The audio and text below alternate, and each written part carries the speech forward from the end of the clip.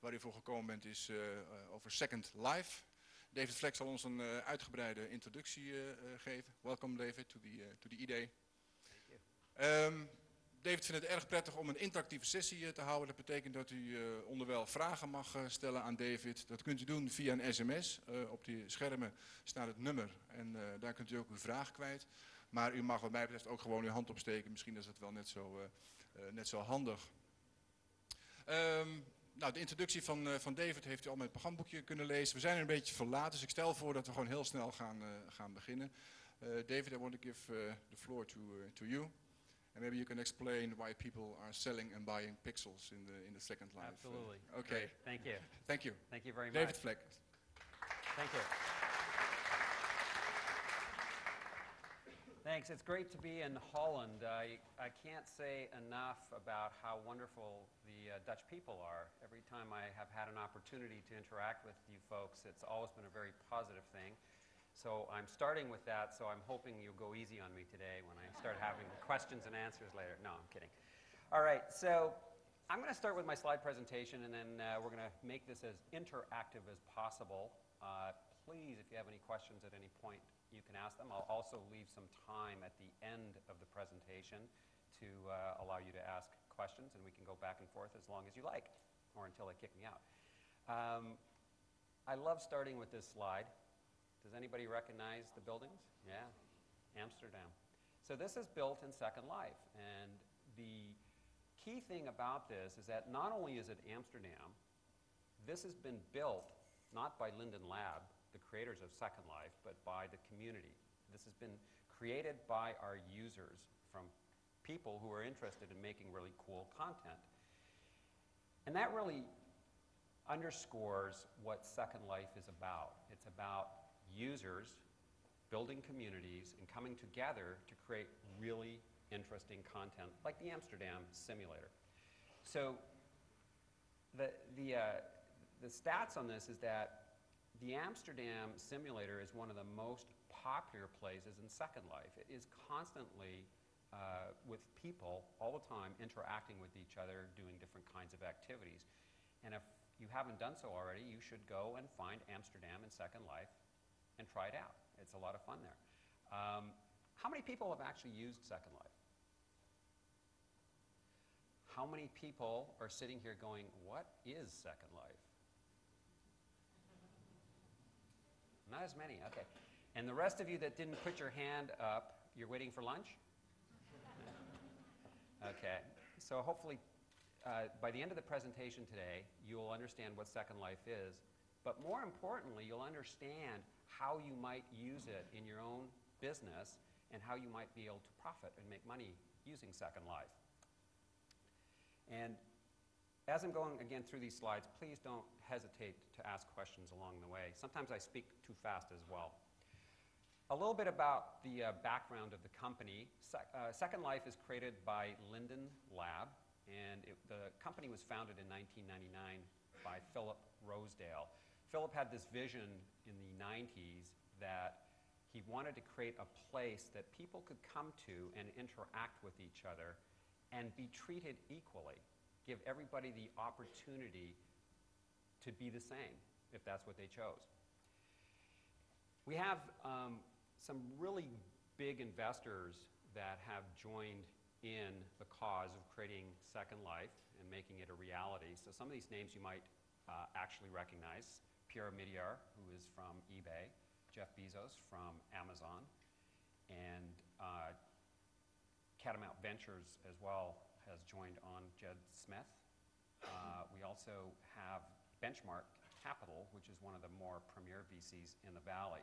The message that you should take from this is that this is a serious platform. It's not a game, it's a platform that allows people to actually do a lot of different things, and our investment community thinks the same thing.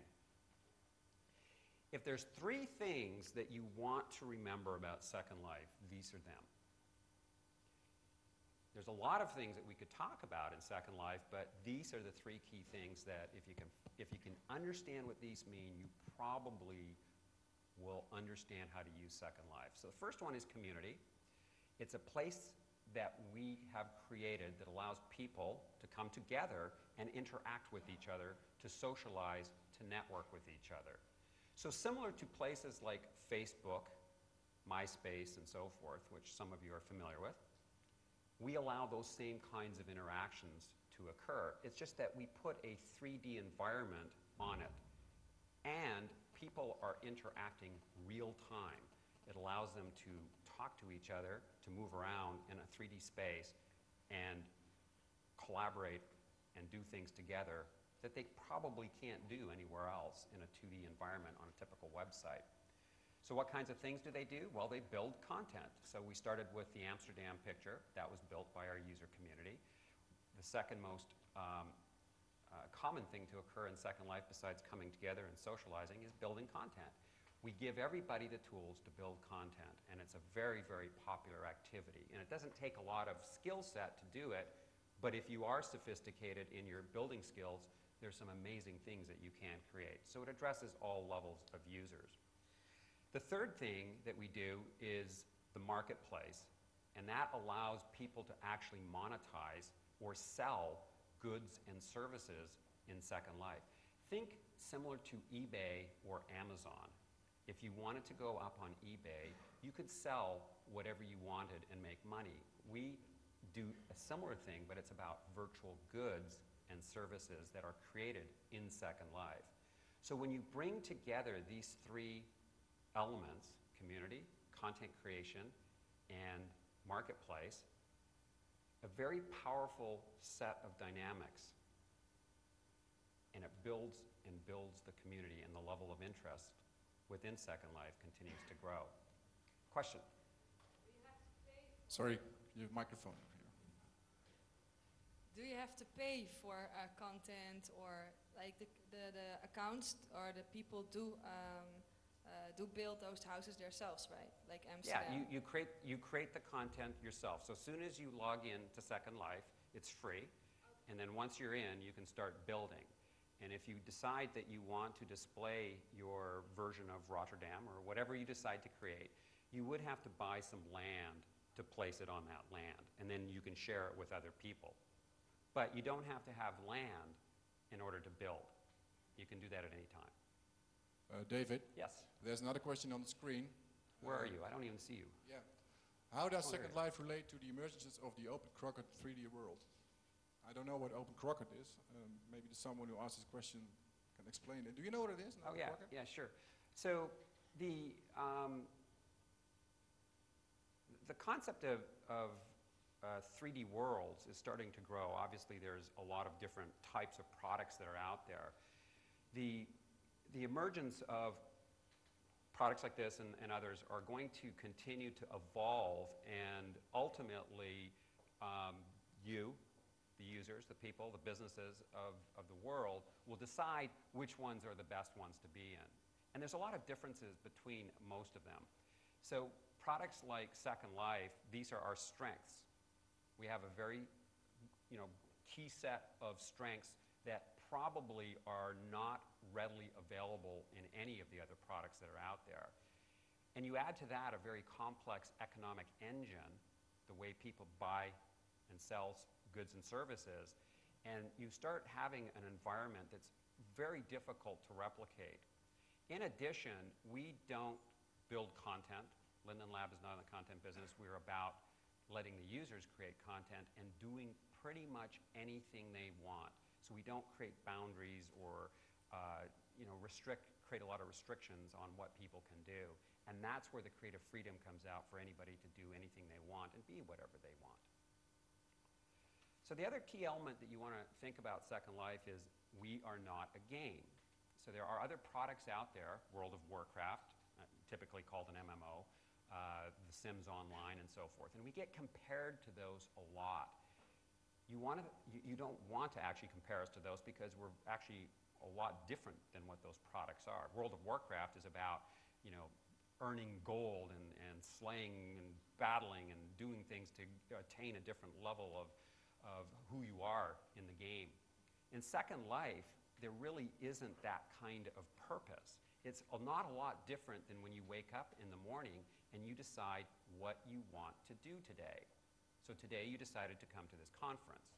Maybe some of you had to come to the conference. But the point is, you are here because it was a choice that you made. Second Life is the same thing. When you go into Second Life, you must decide what you want to do. There's no specific purpose that says you have to get through 5 levels, or you have to score points, or you have to slay something. You can do similar things like that if you choose, but that's not the purpose. So what we like to point out here is that you can play a game in Second Life, but Second Life itself is an environment, not a game.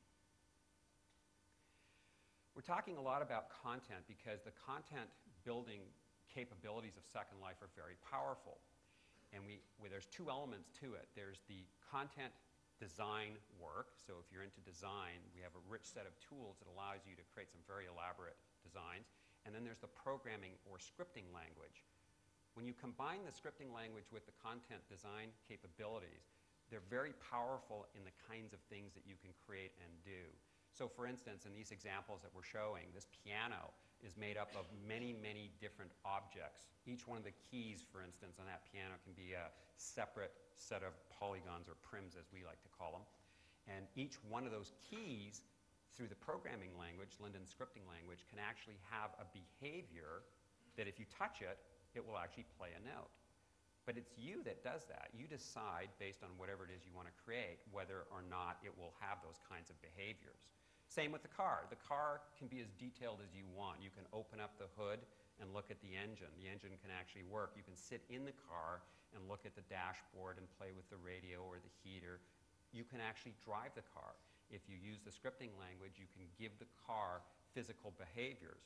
You could even make the car fly if that's what you wanted to do. It's, again, up to you to decide what those things are going to be. People love making content, and we continually try to enhance the product to make sure that the content tools are always improving and always making it much easier for people to do great content. Let's talk about the growth. Growing incredibly rapidly lately, and today we're sitting at about 20,000 hectares in size. That's bigger than the physical size of the city of Boston, all right, in acreage or hectares. And what that means is that if you came into Second Life today, starting right now, it is unlikely, almost impossible in fact, for you to see and experience everything in Second Life, even if you were in there full time. It's growing that fast.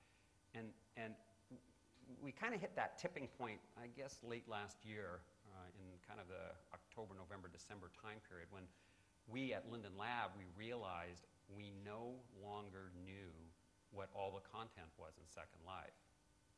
We were having conversations around tables and meetings where someone would say, "Have you seen?" And the rest of us would go, "No, we never saw that." And we realized at that point that we had already gone over this tipping point of content creation. Today we see 710,000 people have registered in Second Life, and that continues to spiral upwards dramatically.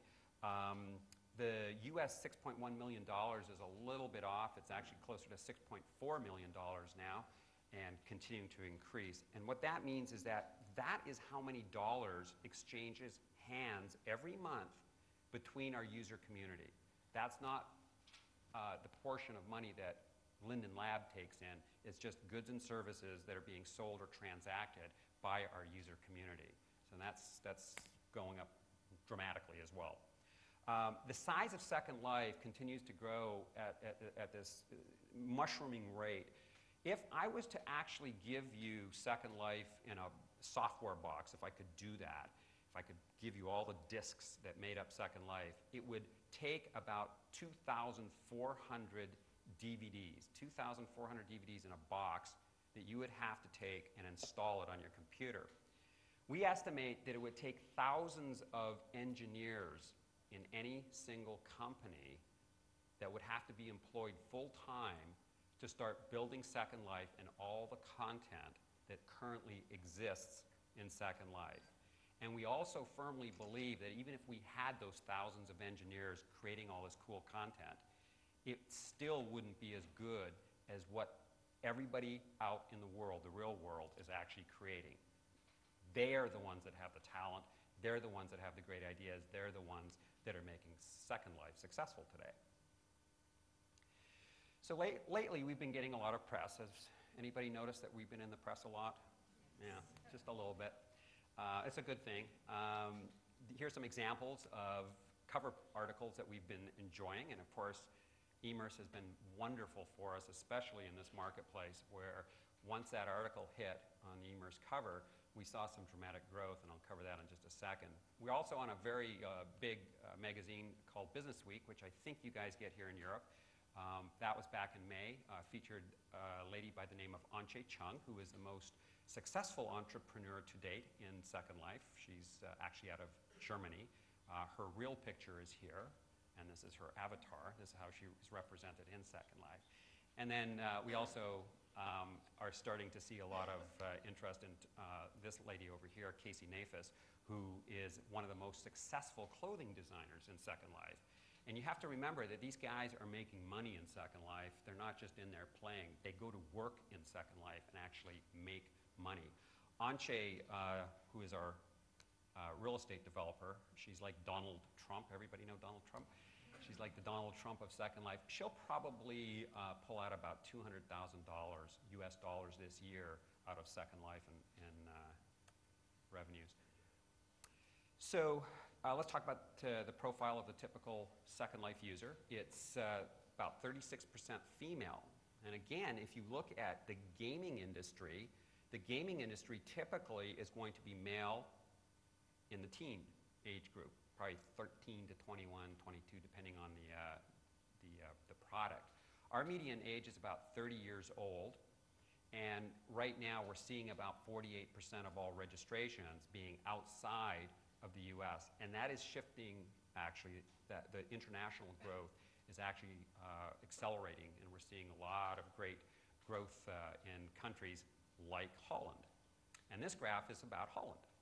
So it's a little hard to read. I should have made these legends bigger, but I'll explain what's going on here. So we have a growth graph, and being in marketing, this is the kind of stuff I love to do, right? Because we have to have that, curved graph that I talk about and I brag about, and then all of a sudden it disappears when it goes flat.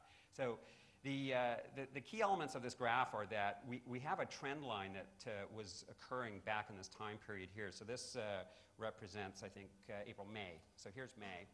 And then the blue represents the overall growth of Second Life, so the total growth worldwide. So there's two scales, worldwide growth and then growth in Holland, okay? The red bar represents the growth rate in Holland. So I've tried to overlap to show the rates. So just remember that the Holland, the red bar, is on a scale that's over here, while the growth over here shows the global rate. So we're going to we will exceed 1 million users before the end of this year into Second Life. What's amazing about this is that in Holland, when the eMmerse article ran, we immediately saw this huge jump in registration activity specific to this country. And we have to thank eMmerse over and over again for that, because I absolutely know that event, that the almost tripling in 1 month of registrations was because of that eMmerse article and the awareness that it created in this marketplace. And as you can see, we continue to have very strong growth in Holland. And in fact, I was just checking the numbers this morning. We're probably getting about average 60% month-over-month growth rates right now, and it looks like it's continuing on in this marketplace. So we're really excited about that. Right now, to date, it's about 16,000 people have registered. All right, and you have to remember that was just 3 months ago. That was like 2,000 people. So we went from 2 to 16 in a very short period of time. Yes.